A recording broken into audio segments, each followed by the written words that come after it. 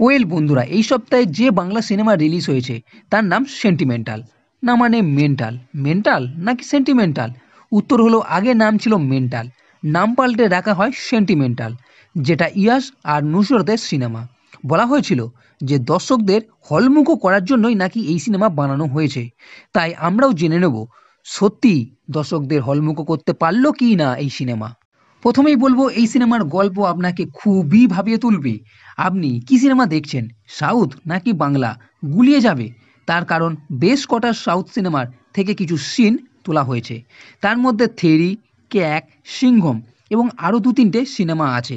সেই সব সিনগুলোকে একত্রিত করা হয়েছে এবং একটু মশলা মাখিয়ে তৈরি করে দেওয়া হয়েছে এই মেন্টাল সিনেমা। বলতে গেলে বাপরে বাপ, পুরো নতুন আইডিয়া। সিনেমার মধ্যে কিছু কমেডি সিনও রাখা হয়েছে, তবে এই কমেডি দেখে আমার কিন্তু হাসি পায়নি, আর আপনারও পাবে বলে মনে হয় না। এখানে দু তিনটি ইয়ার্সের সাউথ সিনেমা স্টাইলে ফাইট সিনও দেখতে পাওয়া যাবে, তবে সেটা পুরো সিনেমাতে নয়, ট্রেলারেই বেশি ভালো লেগেছিল। এখানে মদন মিত্রও আছে, তবে এক পুলিশ অফিসারের ভূমিকায়, কিন্তু দু তিনটে মাত্র সিনের জন্যই। সিনেমার প্রথমেই যে ভিলেন তাকে দেখানো হবে, সে কতটা ভয়ানক হতে পারে। বাইরে থেকে ভালো, কিন্তু ভেতরে দু নম্বরই সব কাজ কারবার করে। পরে আমাদের নায়ক ইয়াসের এক সাউথ স্টাইলের ধামাকেদার এন্ট্রি হবে, কারণ পুলিশ অফিসারের মেয়ে কিডন্যাপ স্কুলের ভেতরেই, তাকে ছাড়াতে হবে।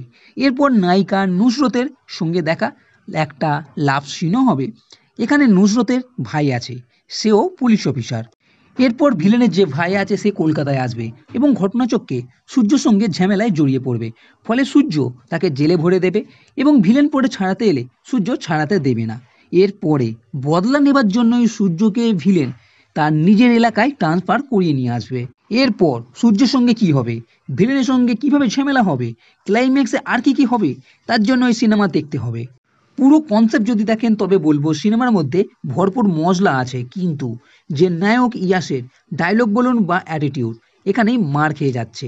এই সিনেমাটা যদি কোনো সাউথের কোনো বড় স্টার করতো বা বাংলারই স্টার জিত করতো, তাহলে নিঃসন্দেহে বলতে পারতাম সিনেমা ধামাকেদার মার কাটারই হবে।